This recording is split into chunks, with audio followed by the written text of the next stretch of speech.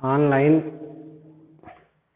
जो पढ़ाई आपकी चल रही है उसमें उत्प्रेरक चैप्टर आपका जो ये उत्प्रेरक चल रहा था उसी में आगे आपको पढ़ना है। आज उत्प्रेरक के बारे में बता ही दिया गया कि वह पदार्थ जो रासायनिक अपक्रिया की गति में परिवर्तन ला देते हैं और स्वयं भार तथा आणविक संरचना की दृष्टि से अपरिवर्तित रहते हैं उन्हें हम उत्प्रेरक कहते हैं। ये आपको मालूम हो चुका है कि उत्प्रेरक वह पदार्थ हैं जो रासायनिक अपक्रिया की गति में परिवर्तन ला देते हैं और स्वयं भार तथा आणविक संरचना की दृष्टि से अपरिवर्तित रहते हैं, उत्प्रेरक कहलाते हैं। आप पढ़ चुके हैं धन उत्प्रेरक क्या है, ऋण उत्प्रेरक क्या है, स्व उत्प्रेरक क्या है, प्रेरित उत्प्रेरक क्या है, और इसी के अनुसार धन उत्प्रेरण क्रियाएं क्या हैं, ऋण उत्प्रेरण अपक्रियाएं क्या हैं, स्व उत्प्रेरण अपक्रियाएं क्या हैं, प्रेरित उत्प्रेरण अपक्रियाएं क्या हैं, और उत्प्रेरक वर्धक क्या हैं, उत्प्रेरक विष क्या हैं, ये आप पढ़ चुके हैं। इसके आगे आज हम आपको बताएंगे उत्प्रेरक का माध्यमिक यौगिक सिद्धांत। क्या आप पढ़ेंगे? उत्प्रेरक का माध्यमिक यौगिक सिद्धांत। उत्प्रेरक का माध्यमिक यौगिक सिद्धांत।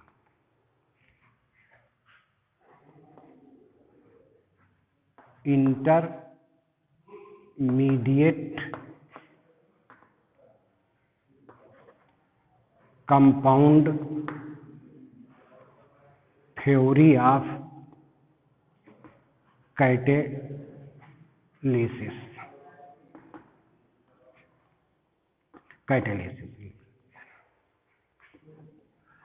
Intermediate compound theory of catalysis. तो यो उत्प्रेरक का माध्यमिक यौगिक सिद्धांत क्या है? देखिए, इतना तो आप जानते हैं, एक चीज जैसे होती है अभिकारक। क्या होती है? अभिकारक। अभिकारक को हम क्या कहते हैं? रिएक्टेंट। ये अभिकारक कहलाते हैं, रिएक्टेंट। एक आपके होते हैं क्रियाफल या उत्पाद जैसे अभिकारक को हम क्रियाकारक भी कहते हैं। क्या कहते हैं?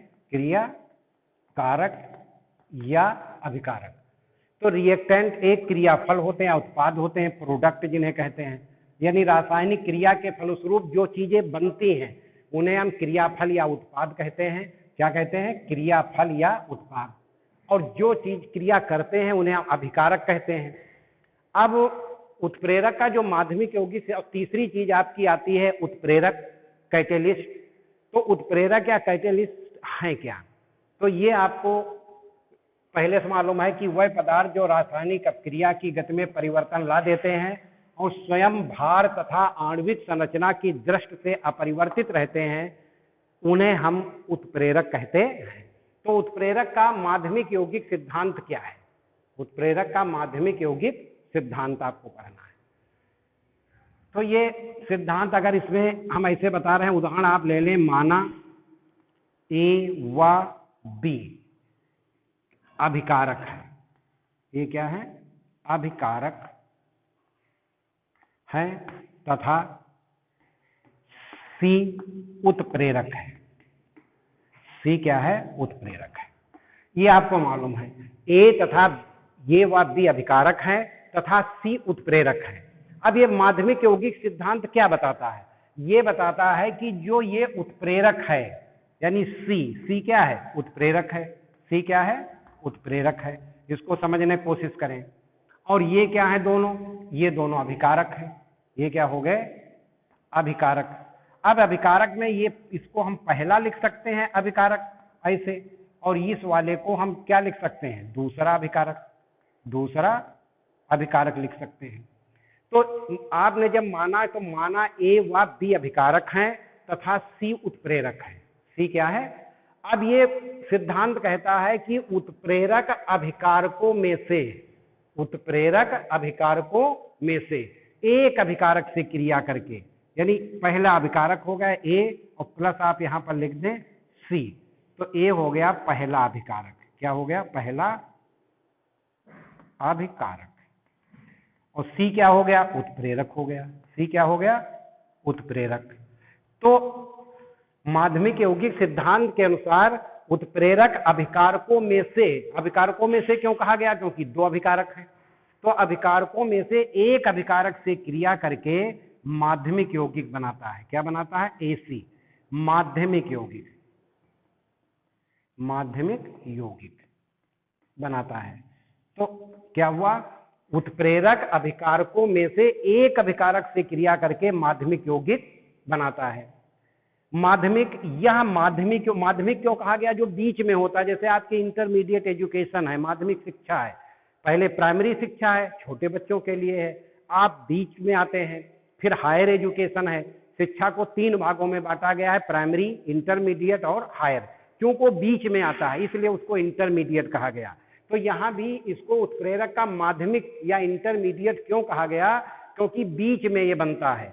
देखिए ए और सी ने क्रिया की तो क्या बना, एसी बना। और एसी जो ये माध्यमिक यौगिक है, कौन सा, इसको ऐसे हम लिख सकते हैं माध्यमिक यौगिक। ये माध्यमिक यौगिक दूसरे अभिकारक से क्रिया करता है। ये क्या है, दूसरा अभिकारक। तो ये माध्यमिक यौगिक, इसको समझ लेंगे, संक्षेप में लिख दिया है माध्यमिक यौगिक। यह माध्यमिक यौगिक दूसरे अभिकारक से क्रिया कर उत्पाद बनाता है। क्या बनाता है, उत्पाद, AB, उत्पाद। तो ये उत्पाद बनाता है और उत्प्रेरक मूल अवस्था में मुक्त हो जाता है। ये उत्प्रेरक है, क्या है, उत्प्रेरक मूल अवस्था में। किस अवस्था में, यानी जैसा था वैसा ही मुक्त हो गया। और उत्प्रेरक की यही विशेषता होती है कि रासायनिक अपक्रिया की गति में परिवर्तन तो ला देता है, लेकिन भार तथा आणविक संरचना की दृष्टि से वो अपरिवर्तित रहता है। ऐसे पदार्थ ही उत्प्रेरक कहलाते हैं। तो इसको समझिए कि कैसे आप लिखेंगे, माना ए व बी अभिकारक हैं तथा सी उत्प्रेरक है। अब नई लाइन से लिखना शुरू करेंगे कि उत्प्रेरक, पहले नाम किसका लेंगे, उत्प्रेरक। उत्प्रेरक अभिकारकों में से एक अभिकारक से क्रिया कर माध्यमिक यौगिक बनाता है। यह माध्यमिक यौगिक दूसरे अभिकारक से क्रिया कर उत्पाद बनाता है। उत्प्रेरक मूल अवस्था में मुक्त हो जाता है और दूसरे अभिकारकों से क्रिया करने के लिए स्वतंत्र हो जाता है। इस प्रकार क्रिया लगातार चलती रहती है और यौगिक बनते रहते हैं। इसे हम कहते हैं उत्प्रेरक का माध्यमिक यौगिक सिद्धांत। अब माध्यमिक हमने बता भी दिया क्यों कहा गया, क्योंकि देखिए ए और सी की क्रिया से बनना था ए बी, लेकिन बीच में एक बन गया ए सी।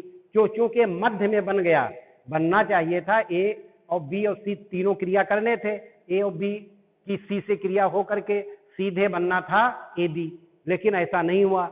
यहाँ पर पहले ए सी ने ए से क्रिया की, ए सी बना, तो ये बीच में बन गया। बीच की वजह से ही इसे माध्यमिक कहा गया। क्यों कहा गया माध्यमिक, क्योंकि कहीं पर भी कोई हेडिंग पढ़ें, कहीं पर कोई भी चीज पढ़ें, तो ये बात हमेशा ध्यान में रखनी पड़ती है कि उन शब्दों के अर्थ क्या हैं। यहाँ अगर माध्यमिक कहा गया है तो क्यों कहा गया, यौगिक तो आप समझते ही हैं, बताना नहीं है। सिद्धांत भी आप समझते हैं, जो चीज किसी चीज का पालन करे, नियम बन जाए, नियमों को ही हम सिद्धांत कहते हैं। तो यहाँ पर क्या आपका हुआ कि हमने बताया कि माना ए व बी अभिकारक हैं तथा सी उत्प्रेरक है।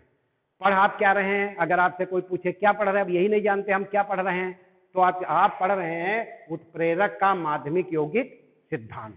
उत्प्रेरक आप जानते ही हैं, वह पदार्थ जो रासायनिक अपक्रिया की गति में परिवर्तन ला देते हैं और स्वयं भार तथा आणविक संरचना की दृष्टि से अपरिवर्तित रहते हैं, उन्हें हम उत्प्रेरक कहते हैं। माध्यमिक का मतलब आप समझ ही गए हैं, बीच का। यौगिक भी जानते हैं, कंपाउंड, दो या दो से अधिक वस्तुओं का एक निश्चित अनुपात में मिलकर बनना क्या कहलाता है, यौगिक। सिद्धांत यानी नियम। तो इसका माध्यमिक यौगिक का नियम क्या है, सिद्धांत क्या है, यही आप पढ़ रहे हैं। तो हमने माना, ये पढ़ने के लिए आप कहेंगे कि माना ए व बी अभिकारक हैं तथा सी उत्प्रेरक है। अब फिर यहाँ पर लिखेंगे माध्यमिक यौगिक, इसको यहाँ पर ये चीज आप समझ ही रहे हैं, अभिकारक कौन पहला है, कौन दूसरा है, कौन क्या है। तो यहाँ पर लिखने के दृष्टि से लिखेंगे कि सबसे पहले ऊपर लिखेंगे कि माध्यमिक यौगिक सिद्धांत के अनुसार उत्प्रेरक अभिकारकों में से एक अभिकारक से क्रिया करके माध्यमिक यौगिक बनाता है। यह माध्यमिक यौगिक दूसरे अभिकारक से क्रिया कर उत्पाद बनाता है और उत्प्रेरक मूल अवस्था में मुक्त हो जाता है और ये फिर दूसरे अभिकारकों से क्रिया करने के लिए स्वतंत्र हो जाता है। इस प्रकार क्रिया लगातार चलती रहती है, वो यौगिक बनते। तो ये ऊपर लिखेंगे और इसको मान लेंगे उदाहरण। क्या लिख देंगे? उदाहरण में लिख देंगे, उदाहरण हेडिंग डाल करके ये पूरा उतार देंगे कि माना ए व बी अभिकारक हैं तथा सी उत्प्रेरक हैं, तो ए प्लस सी बराबर ए सी और A C plus B A B plus B, ये लगातार लिख देंगे तो ये एग्जाम्पल हो जाएगा। लेकिन इस एग्जाम्पल के पहले लिखेंगे क्या? एग्जाम्पल के पहले जो हमने बताया आप लिखेंगे उत्प्रेरक अभिकारक अणुओं में से एक अभिकारक से क्रिया कर माध्यमिक यौगिक बनाता है। यह माध्यमिक यौगिक दूसरे अभिकारक से क्रिया करके उत्पाद बनाता है और उत्प्रेरक मूल अवस्था में मुक्त हो जाता है, दूसरे अभिकारकों से क्रिया करने के लिए स्वतंत्र हो जाता है। इस प्रकार क्रिया लगातार चलती रहती है और यौगिक बनते रहते हैं। ये लिखने के बाद ये उदाहरण आप लिखेंगे। इतना लिखने के बाद ये आप क्या लिख देंगे? उदाहरण लिख देंगे कि माना ए व बी अभिकारक हैं, सी उत्प्रेरक हैं, ए प्लस सी ए सी माध्यमिक यौगिक बना, फिर ए सी माध्यमिक यौगिक प्लस बी ए बी और प्लस सी बना उत्प्रेरक बना। तो एक बार लिखना हम और बता रहे हैं और इसको याद कर लेना आप। ये सबसे पहले हेडिंग डालेंगे उत्प्रेरक का माध्यमिक यौगिक सिद्धांत, परीक्षा में अगर आएगा तो उसके बाद उसके नीचे लिखना शुरू करेंगे माध्यमिक यौगिक सिद्धांत के अनुसार, माध्यमिक यौगिक सिद्धांत के अनुसार उत्प्रेरक अभिकारकों में से पहले अभिकारक से क्रिया कर माध्यमिक यौगिक बनाता है। यह माध्यमिक यौगिक दूसरे अभिकारक से क्रिया कर उत्पाद बनाता है, उत्प्रेरक मूल अवस्था में मुक्त हो जाता है और दूसरे अभिकारकों से क्रिया करने के लिए स्वतंत्र हो जाता है। इस प्रकार क्रिया लगातार चलती रहती है और यौगिक बनते रहते हैं। ठीक।